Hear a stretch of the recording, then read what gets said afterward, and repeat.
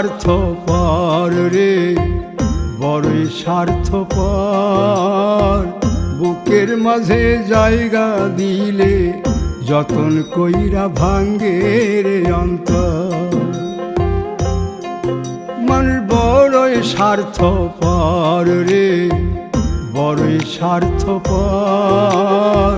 বুকের মাঝে জায়গা দিলে যতন কইরা ভাঙ্গে রে অন্তর।